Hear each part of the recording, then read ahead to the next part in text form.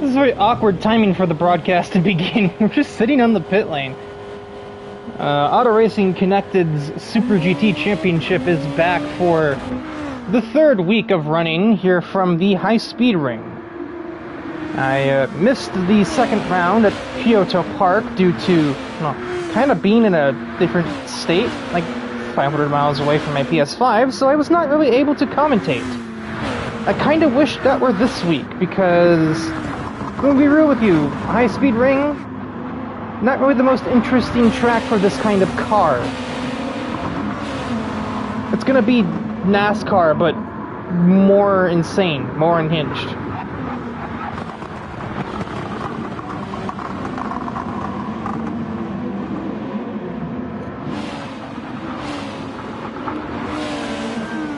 We have proper number boards and windshield banners now. Who's the first car? Ravi Ganesh is going to be the first to take the start line. He's going to get this qualifying session started. You're going to get a lot of laps done in this session, which is, I guess, going to be important, considering I imagine the margins are going to be very fine. Only 13 car grid. I can't imagine this track sounds like the most enticing to run for as far as drivers' tracks go. Progressive banking on every corner except these two means that you go very fast around the circuit. Pole could very easily be under 1 minute. Probably a 59.9, 59.8. Depends on what our Honda NSX overlords feel like doing. As Ravi scrapes a bit of paint off on the wall on the outside. 1:01.8 for him. I don't think that will stand too long. Here comes Aiden McCarthy in the other Lexus.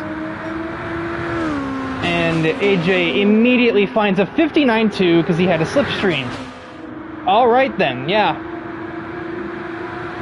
Yeah, so the NSX has, they said 13 kilometer mile an hour, so that's basically 8 miles an hour, I do believe.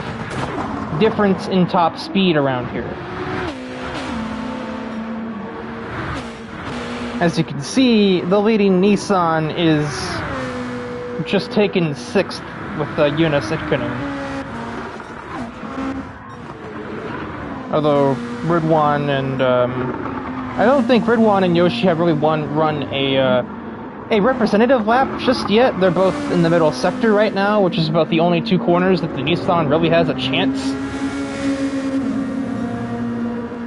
I don't really know what the Lexus is doing around here. It just kind of vibes, I reckon. I don't think Joel Grant knows the trick of the high line. A 59.1 for Regalado, that will put him at pole. Here comes Ridwan, a 1:05. Not far behind. Itkinen. Oh no, never mind. Itkinen's ahead of them. That's right. I'm looking for Yoshi, who ran also a 1:05. Oh no, I'm dumb. I was watching Yoshi the whole time. Ridwan ran a 29. I don't know what I'm talking about. Alexander Brown also will jump the Canadian driver, so it is currently a KVM 1:2.11. I'm sure that will change. I don't know. Voiles did get a sub-1. He also has a lot of damage to his vehicle. He has 0.6 up on Ravi Ganesh, who will only gain a 10.5 here, so I think that's just the strength of the Honda, is even putting him above a pair of Lexuses. Putting Kyle Voiles above people on pace. Joel Grant, well, that's an improvement. That's because his first lap was not very representative at all. If the stars can align for the likes of any of the Honda drivers, Regalado, Alexander Brown, AJ Knickel, I wouldn't be surprised if we find a sub-59 here.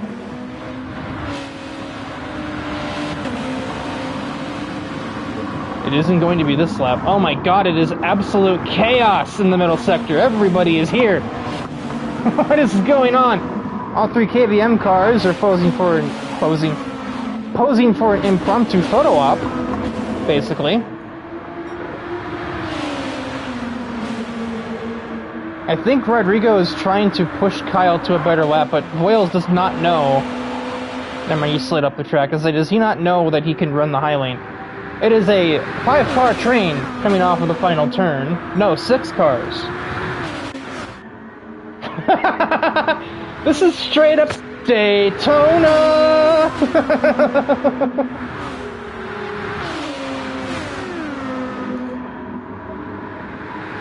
I mean, it'll sure look cool for the early laps of the race, but this, it's gonna wear off quickly, the novelty of this pack racing Super GT cars.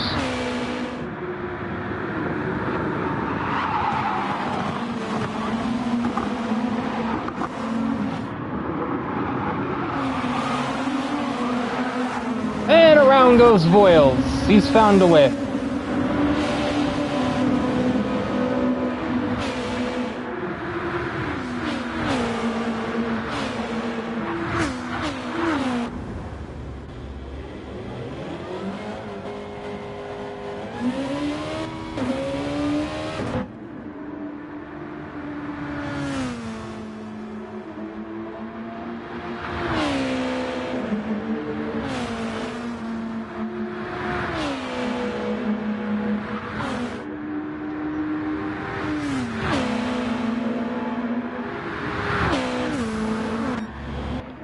I was distracted by Discord for a second. I don't think I missed anything though. Excuse my throat. It's a KVM 1-2 and then 3-4 for Vision. And then 5-6-7 for FR Racing. I think 8-9 for Wildcard Racing, or Wildcard Autosport. The lone CL7 driver, Kevin Kepley, is 10th. The remaining KVM car is 11th, and then 12-13 for GR.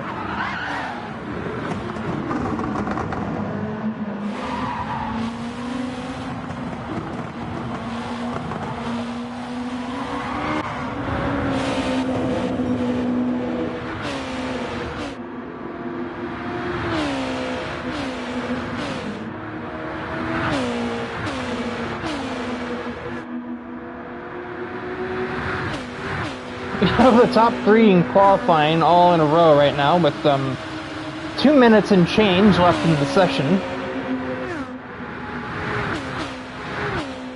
I think AJ is getting slipstream from there. Doesn't do a ton. They're all topping out at 192 before we even think about turning in for the first corner. I don't know, it almost looked like AJ was up against that wall, but he wasn't.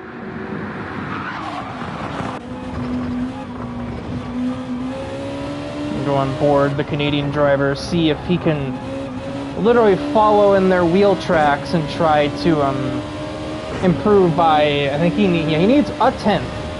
He has found a 10th. If, assuming these two aren't going any faster, he could steal pole by 1,000th right here.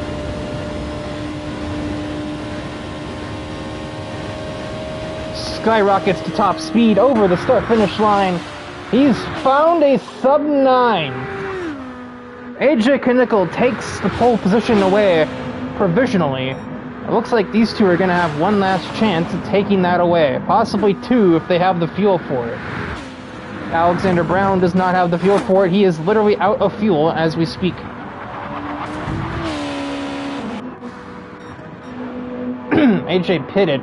But Regal is up 1/10 and a half, despite losing his drafting help, although he might need that drafting help again on the front straightaway if he is to compete against the 58.957 that Knickel pulled off a minute ago. He's already down to 800ths up. He might just get slipstream off of that car ahead, though. I don't know who that is. It looks like maybe McCarthy? It's McCarthy or McDonald, one of the two. It's McDonald. He is close enough, I think. But he's not gonna find it. He finds 1/4 of a 10th. He does not find 1/1700. He doesn't find a 10th and a half. That's what he needs. He will get a final shot, and he's going to get McCarthy's assistance. He's going to get blocked by McCarthy. The speed difference is just that bad between the Honda and everything that's not a Honda. He's up a quarter of a tenth, somehow, despite that. Knickel's session is over. He did not get back around in time. Brown is out of fuel. Robichaud and Hamza are out of the session. Kyle Voiles is currently sitting 6th on the running order. And he might just stay there unless one of these Lexuses pulls out a miracle lap at the last minute. McDonald has all the help he needs, but he only jumps Kevin Kepley, finding a quarter of a second.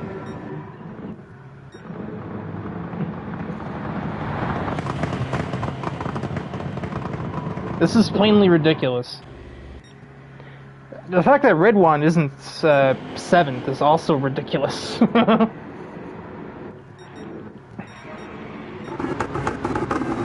Yeah, it is literally... Kevin Kepley doesn't have much of an excuse. It is literally just... Oh no, it's not literally just all of them, but... Every Honda, except for Kyle Voiles, is top 5. Then you have Ridwan, who's invaded the top 5. Eunice. Yoshi has no excuse. He's been defeated by Aiden McCarthy. Caden McDonald. And then Kevin Kepley, who has no excuse, because he's been defeated by a Lexus. But the Lexuses and Nissans are basically even here, so... I don't know.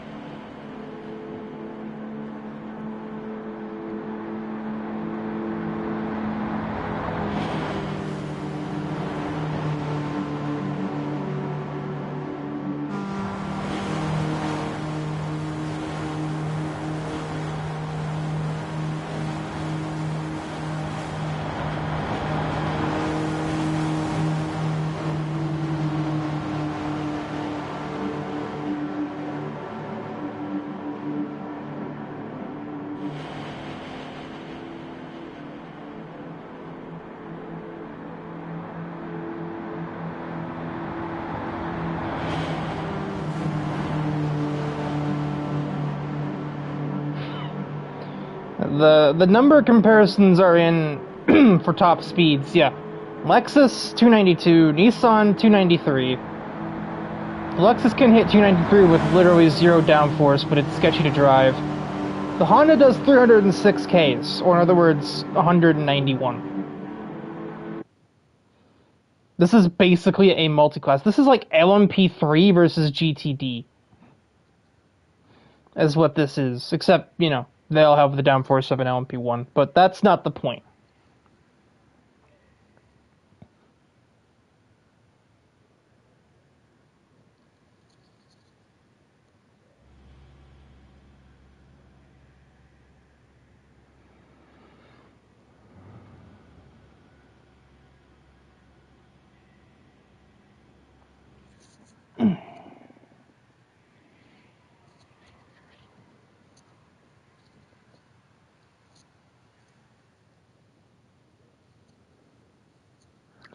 So clearly the stories of this race are going to be, how many cautions do we have?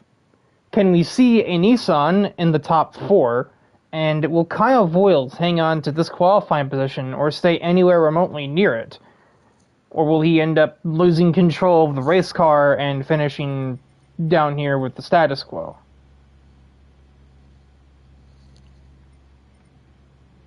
Obviously, this is what you get on a really short track, but the gap between first and last is only 2.4 seconds. Between first and 12th is not even 2 seconds. And yet somehow the gap for pole was 1.2 seconds, or 12/100th of a second. Make it make sense.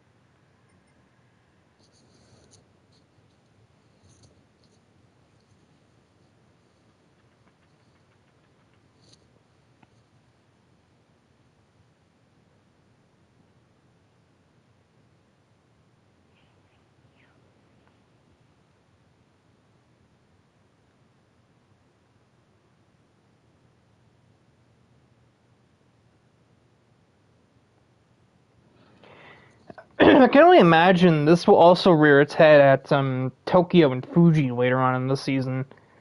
Because if we're using any of, well, if we're not using Central, which why the heck would we be doing that? Both the east and south layouts have decently long straightaways the Honda will just take advantage of. Obviously, won't be as big of a difference because there's actual corners on both layouts, but still. And then Fuji, obviously, you have the front straightaway that's like over a mile long. You're probably going to notice an extra 9-mile-an-hour top speed there.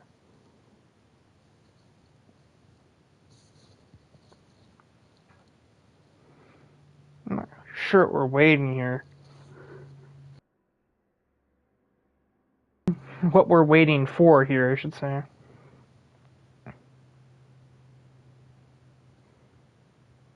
Oh. Nothing. It's like they heard me. Oh, right. The race.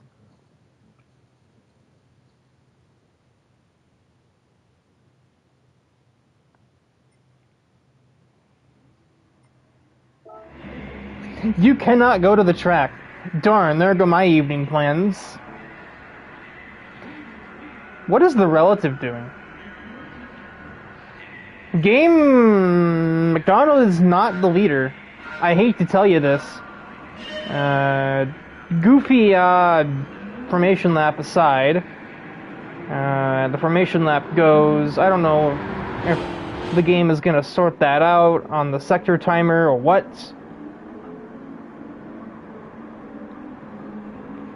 But your pole sitter is AJ Knickel, who makes the call to start on mediums. I suppose I can see it, though. But I would have probably expected that from somebody other than him. Alexander Brown starts P2, then Rodrigo Regalado, his teammate, in P3. Esteban Robichaud will attempt to play tail gunner for AJ Knickel early on in the race. He's on soft, so he's equipped to do that and cause a little bit of madness. Ridwan, probably trying to get somewhere early, is also on soft tires. Kyle Wills starts on mediums in P6. It goes without saying, this is his best qualifying performance of his ARC career, and will probably remain that way until we come back here next season if we do. Yuna starts P7. Aiden McCarthy starts P8. Boryoshi starts 9th. Caden McDonald 10th. I keep wanting to call him Aiden McDonald because of his team owner. Kevin Kepley P11. And Robbie Ganesh was 12th. I know that. They're just lining up weird. And his teammate Joel Grant will round out the field. So, not the most amazing day for Lexus. And really just a day to forget for probably anybody not driving a Honda. So the field is doubled up. And once we emerge from the last turn, this will be the only time you ever see a car on the inside of this corner. I can assure you of that. Whenever AJ decides we shall go, we will be green from High Speed Ring.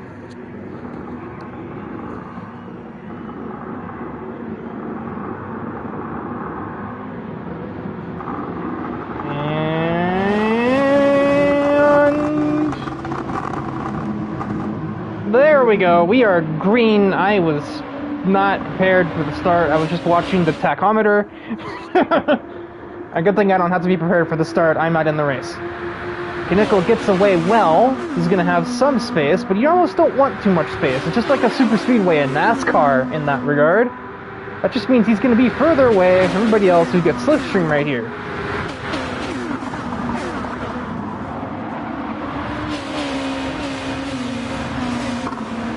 Alexander Brown already slingshotting off the final turn. He's going to go try the long way around for the race lead. That's going to not really amount to much. And then AJ will hold the inside for the second half of the S's just to make extra sure. And then everybody will go full tilt through the final turn here.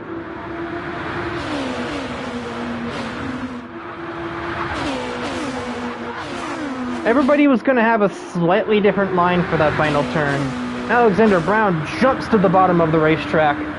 They're going to be door to door, but they're both buzzing the limiter already.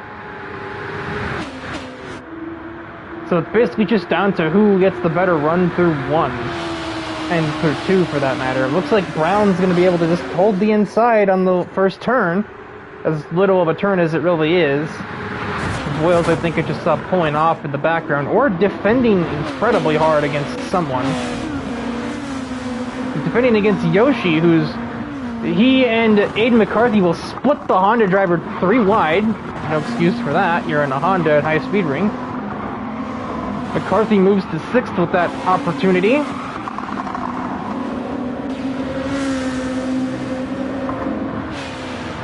And Ridwan has crept into 4th over the French-Canadian Stéphane Robichaud. But unfortunately for him, there's not a whole lot he can do with that. He's just kind of come in with no ammunition. They're doing 192. He's doing 182. He's not close enough for slipstream, sure. But there's the frozen proof right there, like, oh, and there's a big chaos in the background. Kyle Boyles and Aiden McCarthy both spin simultaneously. I'm not sure what happened to Jonas Idkanen that he was back here. And Ravi Ganesh also back here.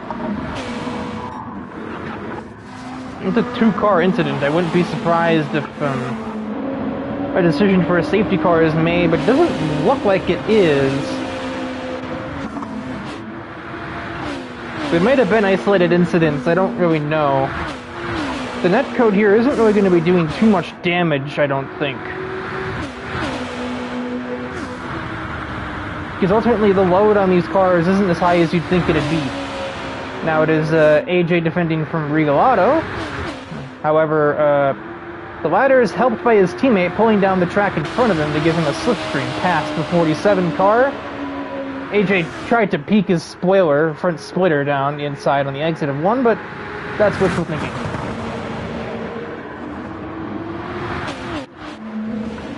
I also see Robichaud got back by the Nissan. No points for guessing how he has pulled this off.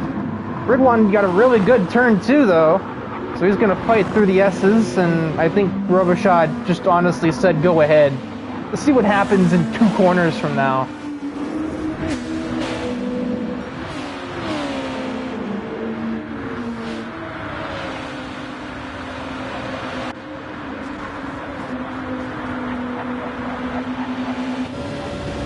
Yeah, we'll head off the final turn here. We'll see just how bad the difference is.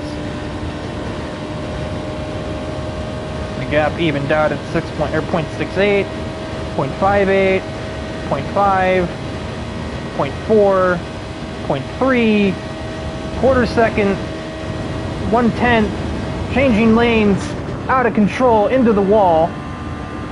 There's a little bit of shuffling from Ridwan's car due to latency at that speed, and Robichaud did not know what lane was available to him, but yeah, there you go. Despite a worse exit from the final turn, Robichaud picked up 7/10 on the front straightaway and probably could have had the position if not for the uncertainty of the netcode there. Although it's actually, never mind, it's kind of Robichaud's car who's doing the little shuffle through the third to last turn.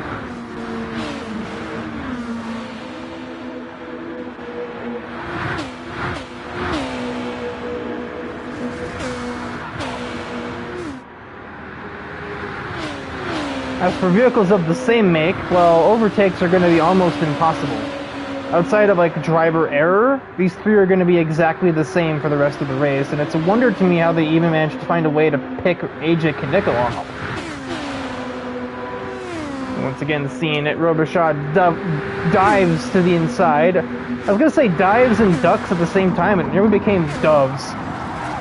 Oh, he's understeering, he's dying, he is out of control. He has slid up the racetrack. The banking doesn't help you down there. And at that point, Robichaud was a passenger as his vehicle ran out of grip.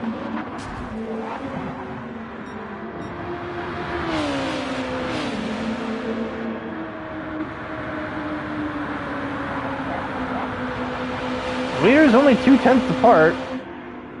Regal Auto showing much more nerve through that last turn, and it looks like it's about to...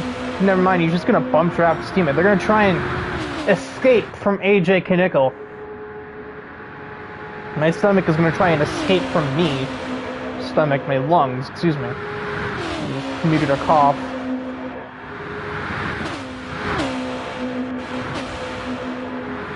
They may find that easier said than done, though.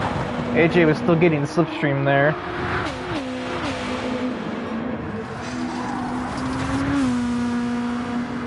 Red One, take a look at what he did through turn 2.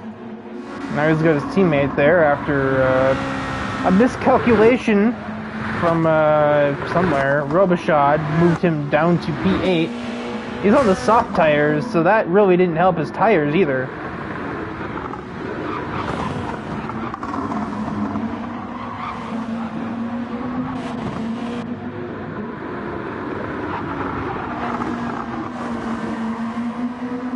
I thought for a second we were about to see a bumper to the back of the 26 from McCarthy, but no, it was just a perspective thing. I don't think he was actually close enough to hit him.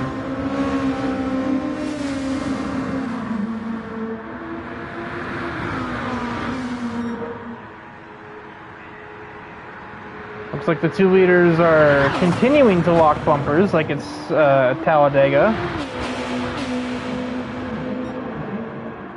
It's a decent second turn for Knickel as we see a... Oh, no, that's not a battle back here. Thought it was. Joel Grant has snuck his way to P7 in the chaos of this race. Robichaud's going to try his maneuver again at turn 2. He's just going to run out of steam. You can't hold any kind of momentum down there. That's instead going to possibly lose him a position to the Finnish driver of Eunice, and it will. So he's turned offense into... well, offense for Ikonen, who will then ride that wave and immediately pick off Joel Grant as well. And Robichaud is also going to try and get the Lexus driver right here. And yeah, Joel Grant is just going to concede, as it looks like both of them have a bigger problem on their hands, and that is their right front tire. Not even a third of the way into the race, and that right front looks like it's about to detonate at any possible minute. Not really that bad, but it's not good either. Especially when you look at Ridwan and Yoshi's tires being considerably better, although that said they are also wall riding. Either they're wall riding on every lap to try and keep up with the Hondas and it's still not working, or that's just some kind of weird latency thing and that's not actually what they're doing. I'm gonna assume it's that they're not actually doing that and it's just some weird desync, but even if they are, I don't think it's really mattering because the Hondas of these 3 anyway are just that much faster that it doesn't matter. It's not even a difference in gearing, or what? No. It's not even a difference in power, it is a difference in gearing. If the Nissan could stretch the default gears out further, I think this would be a little more evenly matched, but they're not allowed to do that. Tuning in this series only allows you to change brake balance and aero values. It doesn't allow you to adjust anything else. So when you got something like the Nissan and the Lexus that are stuck doing 181 down the front straightaway, while the Hondas are able to do 192, there's nothing they can do about it.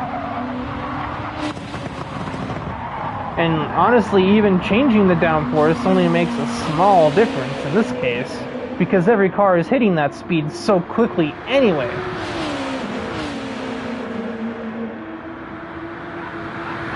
Honestly, it literally only helps the Hondas because they're the only ones with gear ratios long enough to even take advantage of the lower drag.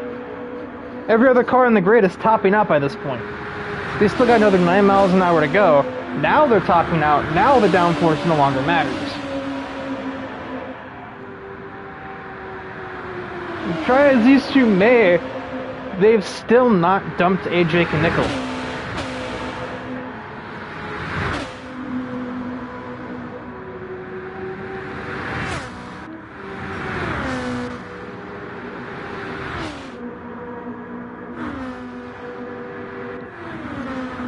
Oh my god, McCarthy's tire. Yeah, that'll do it. And Robichaud had already pit earlier, so...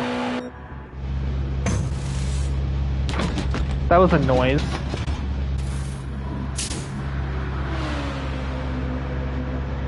I'm gonna refill the tank.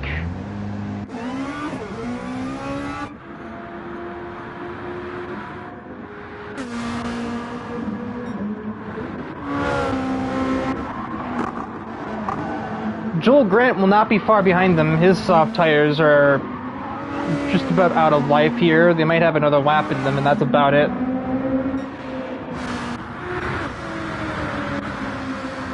Ridwan's also not going to last a whole lot longer, maybe 1 or 2. He's got a little bit finer steering inputs than Joel Grant does, but even his right front is starting to regret its decision to exist. Top 3 basically all good. That almost looked like bumper to the back of the 13 there, but I think that was netcode or desync, or both. I definitely envy that of real racing broadcasts, though they don't have to question if something actually happened or not, or if it's just an internet desync that delivered the footage in a different way than it was actually done. Alexander Brown nearly losing the car off the final turn.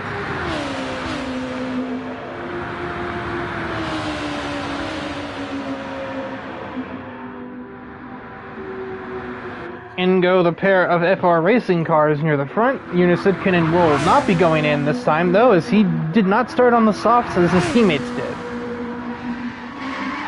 And Boyles, I heard in the background, losing control, but somehow, someway, he may not lose a place to that. Here comes Ravi Ganesh and Kevin Kepley. Boyles might just be back up to speed in time to hang on to P8. And he will be, although, worth mentioning, if he hadn't spun, he'd actually be in 6th, but I don't think that'd last for very long, considering this FR racing. Then again, he out-qualified one of them, so honestly I can't completely knock it out, but it just seems unlikely.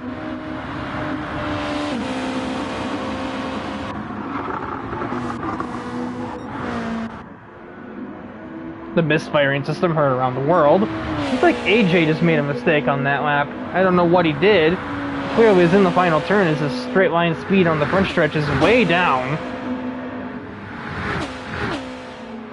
So, well, they've dumped him now, or maybe he's dumped himself.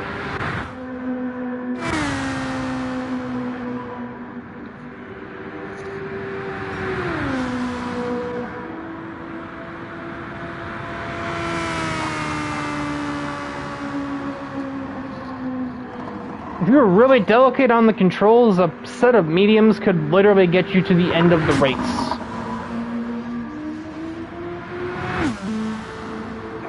Certainly, it'll get him far enough to be able to take a pair of a set of softs from like lap 25 to the end, I would say.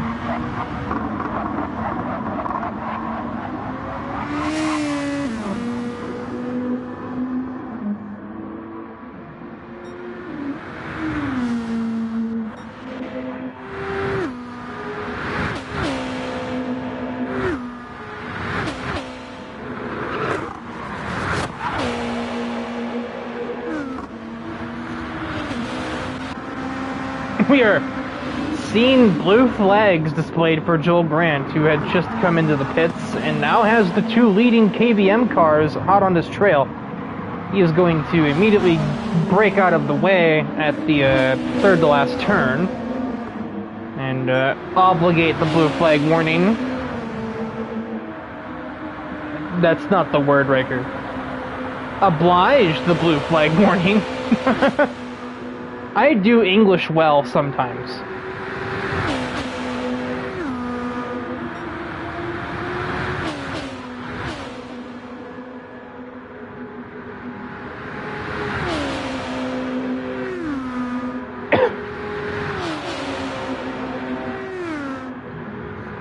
The tire wear does not bode excellently for our lead 2, though, especially not Alexander Brown.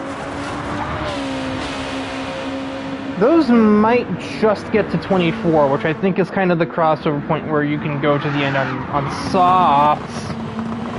Oh, my controller is slid out of reach.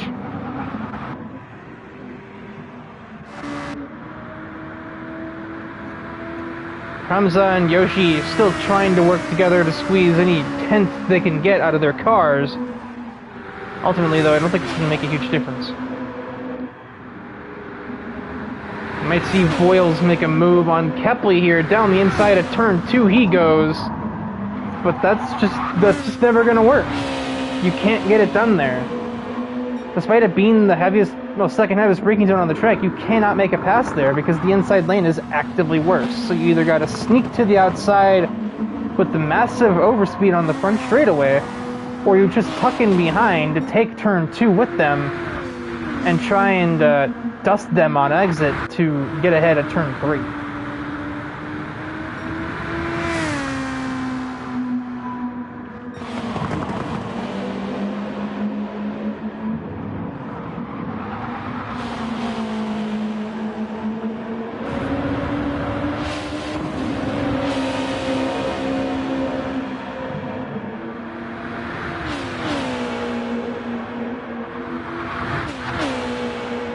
I wish I could cut to an ad break. There's not much to report on. Look at the track map. Nobody's even in the same zip code as one another. Except for these two. But Robichaud is just going to dust him because he's in a Honda and McCarthy isn't.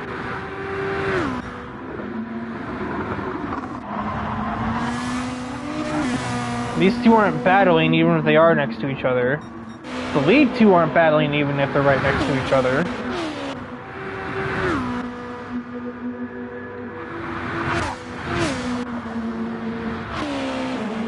You might see Voiles make his way back up to Kepley for P8. The fact that Kyle Voiles is the one I'm relying on to give me a battle to watch at the mid-stage of the race is...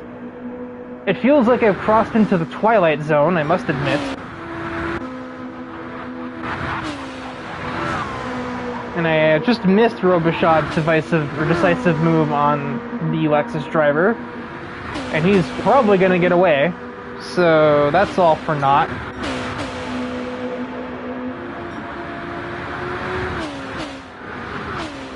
Lap 20 begins. I struggle to maintain focus.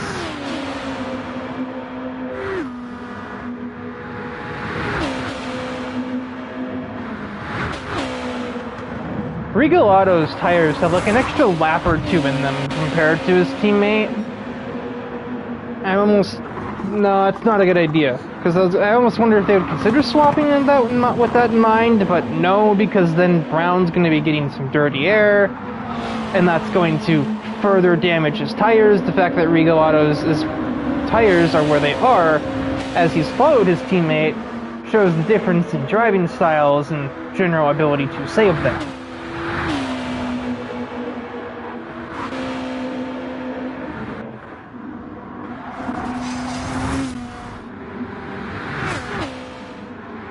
Voiles is caught. Never mind, no he hasn't. He had caught Kevin Kepley again, but that's not a move that was ever going to work. You certainly don't dive bomb into two. You can barely make it work down the inside when you're door to door. Robichaud got ahead of Ganesh, missed that. McCarthy and Ganesh soon will be getting blue flags warnings. McCarthy already is.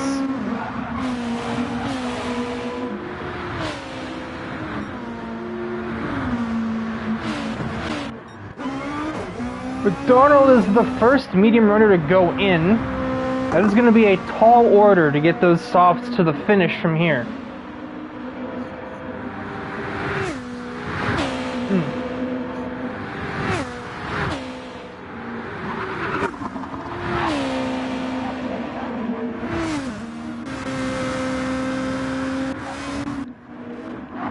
Wrong way.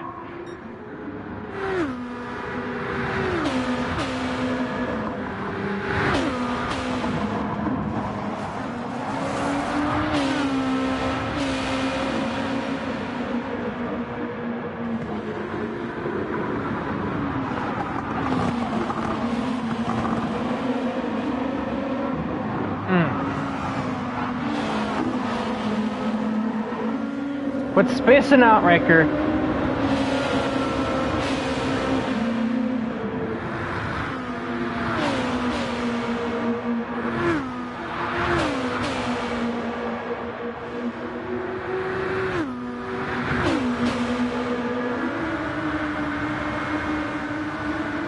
It is going to be a scary ride for Alexander Brown, but I think his tires can just barely make it to 24. They will be bald by the time he gets to the pit lane at the end of the next lap, but he might get there if he's paying attention to his tires, as he also dips 2 of them in the grass, trying to get by Ravi Ganesh, which was interesting. In his attempts to let the leaders by, he's also let Aiden McCarthy by for a position, so I'm sure he's not really pleased with having done that.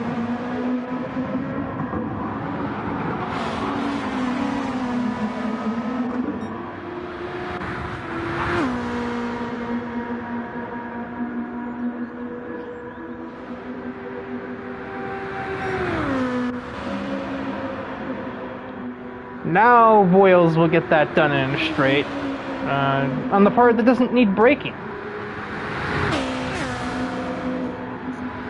Yes, the part of the straightaway that doesn't need braking. That's peak words from me there. AJ is the one who takes the L and goes in a lap early.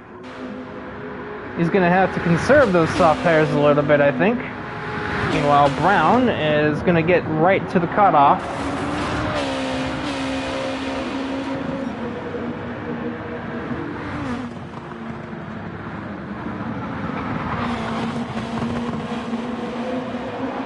I don't think he dares flirt with going another lap and have his tire be actually dead for, like, probably the S's of the final lap on the set, so he'd be probably pretty smart to go in here.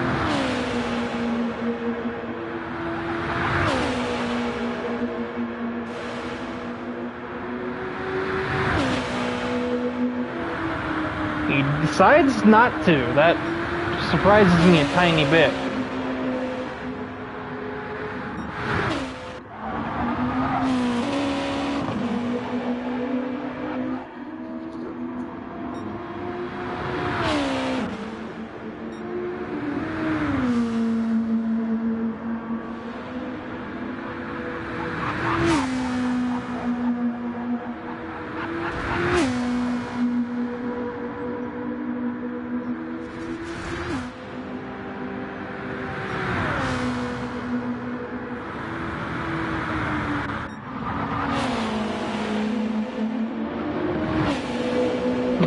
Now they battle for the lead.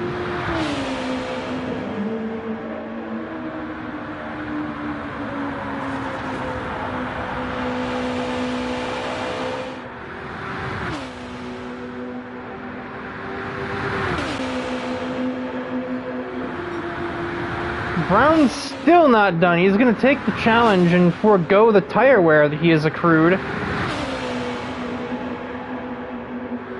He's letting off through 1, which either means that he didn't have confidence in ability to hold a line, or he decided, battling's probably not our best idea. Given the state of his tires, I feel like both would be a logical conclusion to reach.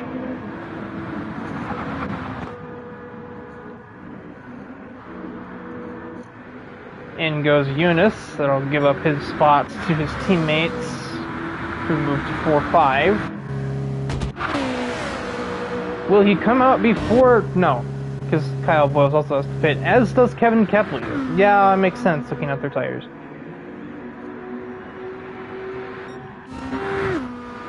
It couldn't out well clear of the French-Canadian driver. That's a camera. That's not where he is.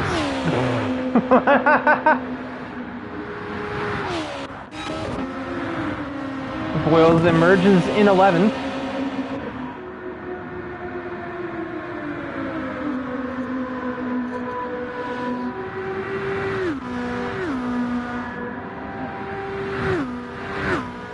That'll soon be night, though. I don't think these cars are making it to the end. No, obviously not, Riker. They haven't pit yet, you dum-dum. Brown did go in on that lap, and I'd be surprised if his teammate doesn't cover him off right here.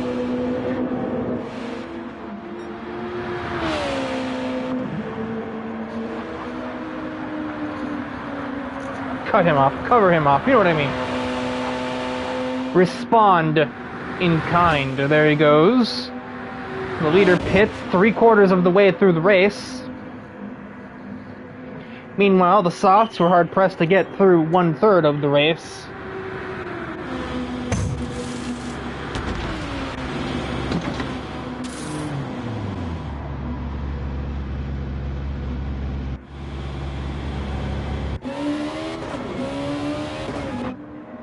And we'll look to see, is he going to remain in the lead? Easily, yes.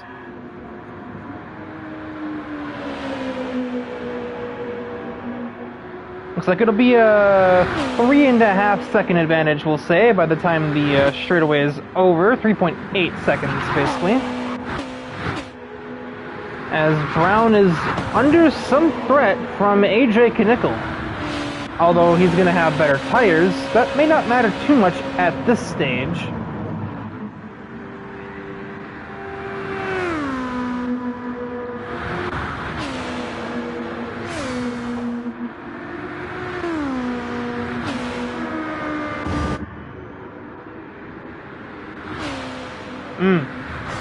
Yeah, I would say that tire is done. It is time for new ones. He's pushed those mediums 28 laps.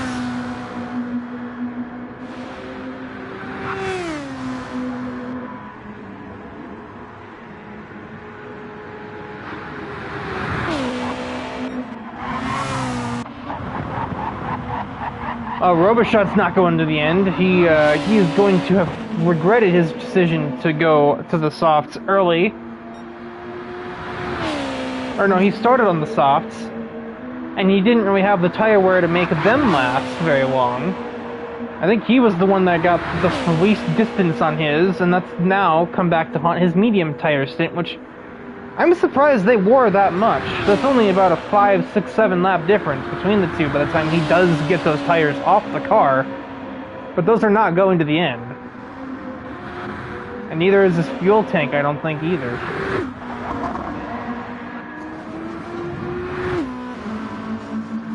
I don't think Caden McDonald's going to the end either. I don't think those softs have 7 laps more in them. They've got... It's going to be very close, but the final lap or two is going to be very uncomfortable for that car.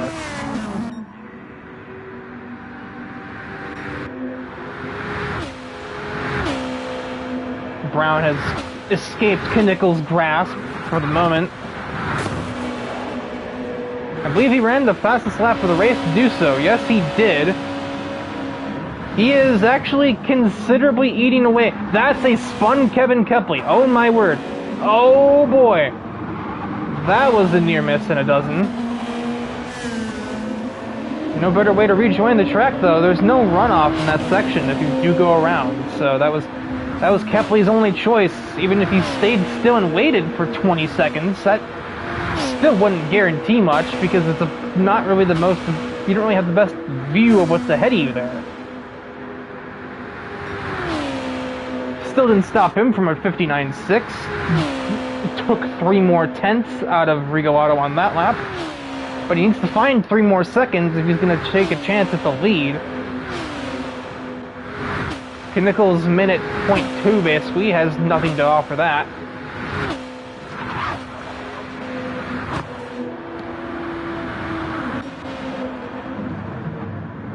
They are exactly 1 bridge apart.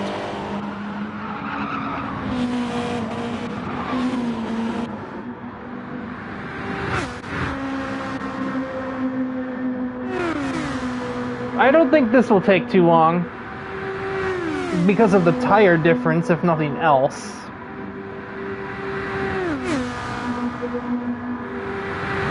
They basically have the exact same top speed, so it literally is just going to come down to Itkunen has to out-corner the guy on soft tires that only got maybe 2 more laps left in them. A lot of defense from McDonald, but they're just, no, that doesn't matter.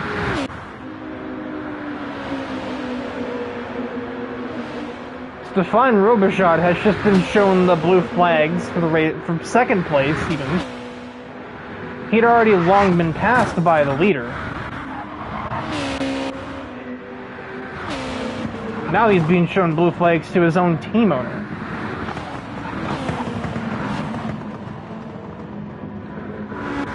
Or 4. You know what I mean.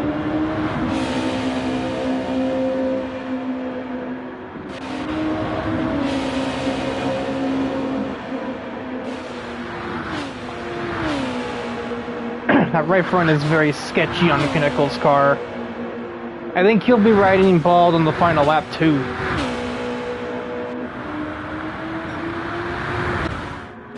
That is not the lap that Alexander Brown needed. He could have taken like 3/4 of a second out of Regal Auto with that lap, but he didn't put it together. Even on an average hot lap, that would have still been 2-3 tenths taken out of him.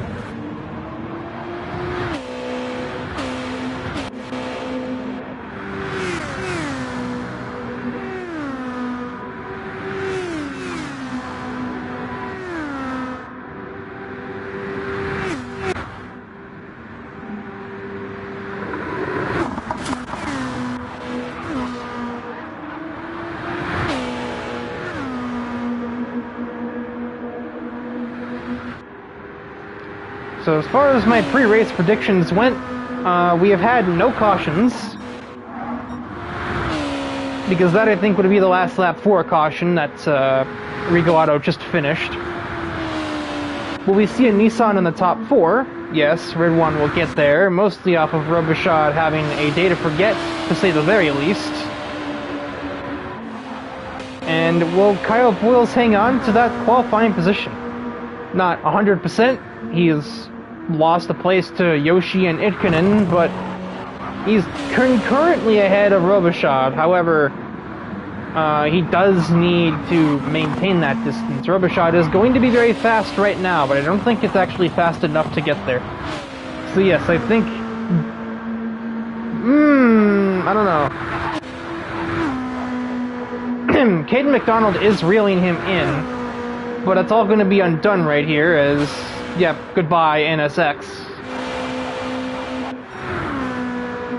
So I think, barring major mistakes from Kyle Busch, he will be able to hang on to a 7th place result, which I still can't believe I'm saying those words with my mouth. Joel Grant's tires are dead, again.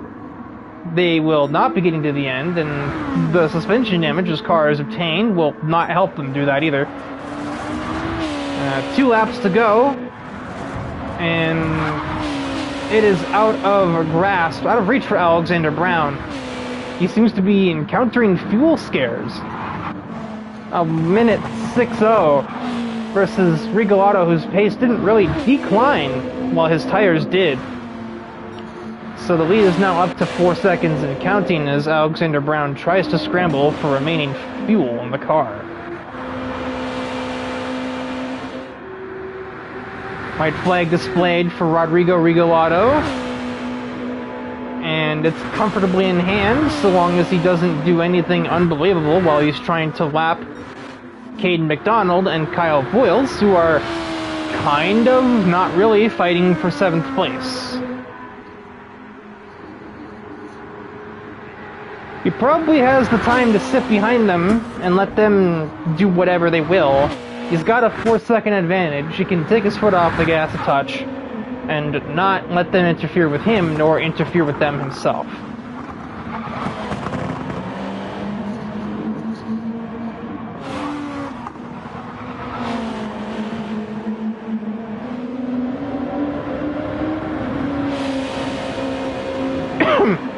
Excuse me. Well, pole was stolen away by 1/10 and a half. It didn't really change anything, though. A couple laps in, Regal Auto and his teammate, Alexander Brown, took the lead. They never gave it up. Kyle Busch barely got 7th ahead. No, he didn't, actually.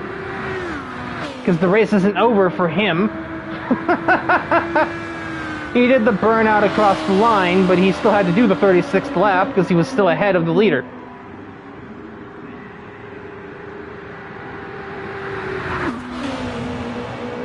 When are you gonna figure out that that doesn't work? It's so carried. Ridwan P4, Yoshi P5. AJ finished off the podium with a destroyed right front with no white life in sight. 456 for FR Racing. Honestly, damage limitation. Boyles has pushed too hard. His car is destroyed. But fortunately for him, he cannot go any lower as Robichaud was a lap down.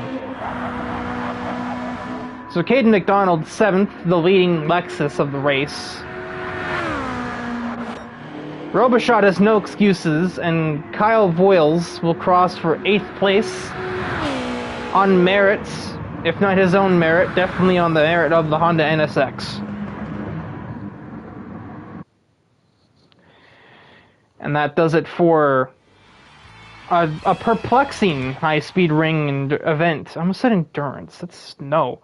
Oh, I didn't even realize Rodrigo was not 2nd place either. I forgot Brown outqualified him too.